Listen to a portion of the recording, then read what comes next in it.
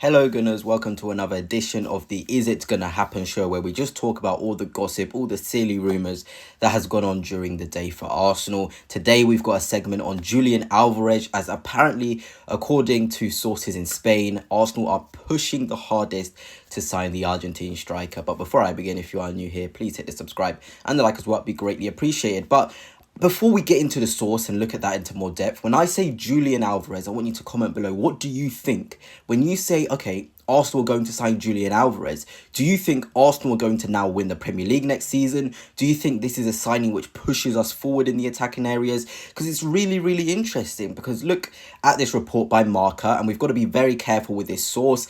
I wouldn't say it's one of the best, but I think it has enough credibility in the past of enough hits and enough things that they've got right that we can discuss it. So it says, it is now Arsenal that is pushing the hardest to sign Julian Alvarez. The former Atletico director Andrea Berta knows perfectly what Julian can give and has put his name among the priorities for the window. So if you look at the different words used in that, Arsenal are now pushing the hardest. You know, Andrea Berta knows perfectly what he can offer, and he's amongst their priorities. So instantly, I literally looked at this and thought, this is a load of rubbish. When you look at the director at Atletico Madrid, he was talking about Alvarez is going to stay. He was like, Alvarez is definitely going to stay. We see him as the future of our club. We like him very, very much. And when you think about the fact that he only just joined Atletico Madrid last summer, those things already make you feel like this isn't really a story worth talking about. But when you think about Andrea Berta and how he knows Atletico Madrid operate, and maybe there's some sort of loopholes that he has found to get someone of the quality of Julian Alvarez through the window, and priorities does make you think, you know, he's amongst the Gyökeres, amongst the Sesko, in terms of the top strikers that Arsenal want to go for. And to be honest, when we look raw at his stats, he looks incredible. I mean, this season, he's got 36 goal contributions in 54 games, some big goals as well in the Champions League, some big goals in La Liga in big games. He's just a goal scorer. He's a poacher. Here, even for, you know, Manchester City, 19 goals and 13 assists. Really, really good. The season before that, 17 goals, 4 assists. This is a bagsman, somebody which you can count on to come into the side and score goals. And I think that's what Arsenal need. He's got brilliant ball striking. But in terms of anywhere outside of the box, is he going to be impactful? If we put a long David Raya ball into the feet of Julian Alvarez, is he going to be able to take that down and relieve the pressure? Yes, he's already played in the Premier League. We've seen that he can already be good in the Premier League. But if he's given the sole striker role, can he do the hold-up play? Can he win the headers and the flick-ons that Havertz is required to do, that Marino does in the centre-forward area? Because I'm sure you guys have seen it. We've all seen it, how Arteta wants his strikers to play. The ball can go into their sort of head, into their feet from a goal kick. You have to be able to control that ball. And I don't think Julian Alvarez is simply that sort of striker. But then again, you can argue Arsenal need a different type of striker. We've already got Havertz for that role. What happens if there's a game where it's just purely in and around the box, intricate, tight touches? Alvarez is the better player for that. If you need somebody to wriggle in and around small areas, Alvarez is the player that suits that. So you can think about it in that way, and you can say, okay, this would make sense. He's a proven goal scorer. He knows the league already. He's worked in a philosophy whereby his team has had the ball at Manchester City.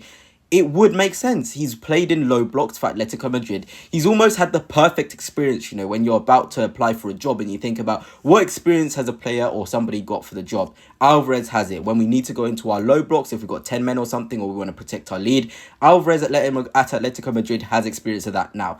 If you think about, you know, we have the ball, we need to break through an opposition, Alvarez has experience of doing that at Manchester City. So he's the perfect player in terms of blends of what he's already done in his career. And to be honest, we saw what he did in the World Cup. He was absolutely incredible for Argentina. We've seen what he's done for Atletico Madrid. We've seen he's won every single trophy possible in his career already, and he's only 23, 24 years old.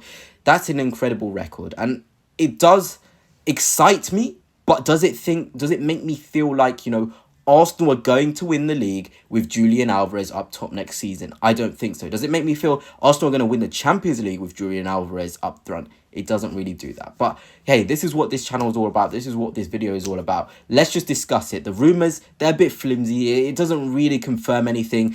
But, you know, we got to talk about these stuff. You know, this is what the transfer window is about. You know, give our opinions on these silly rumours. If they come true, great, we had the right discussions. If they don't come true, okay, great, we've had a nice chat about a player who's got a lot of quality, and maybe down the line, maybe in 2-3 years, it's a profile that we'd be able to actually get.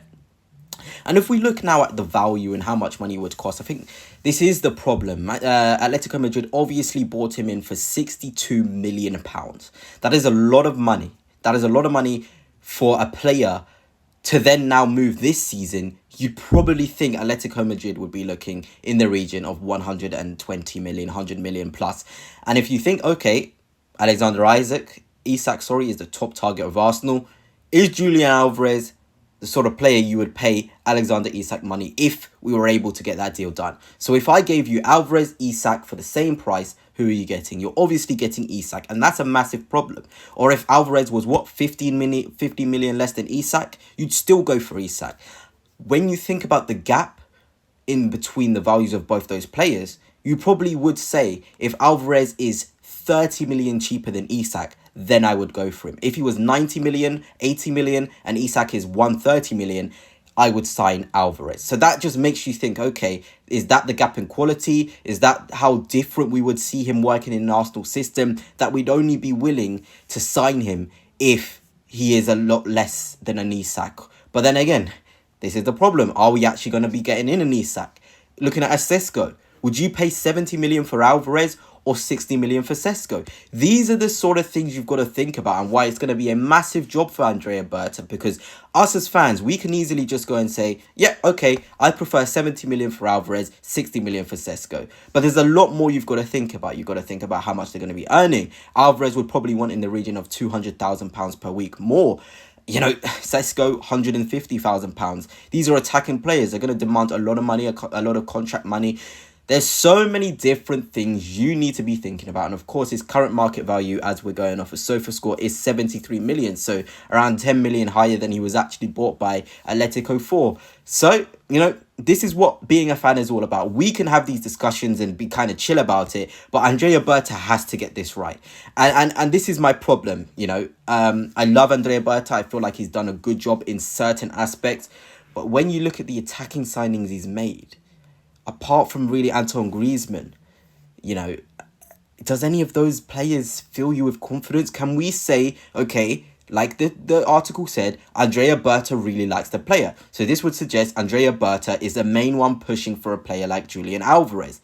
Can we trust Andrea Berta to be the sole reason for us to sign an attacking talent like Alvarez? I don't think so. I really don't think so. You're thinking about João Felix for 115 million. That's crazy. Diogo Costa for 57 million. That's still a lot of money. Gallagher 38, Griezmann 25, Cunha 22. Yes, some of these players have gone on to prove their value like Cunha, but in that moment at Atletico Madrid, they didn't suit the play style. It was obvious Felix wasn't going to suit the way Simeone wants to play. And that is what we've got to be thinking about when we're looking at these links. Do these players actually suit the way Arteta wants to play? Or is it one of those where it's kind of like a link we shouldn't be paying much attention to?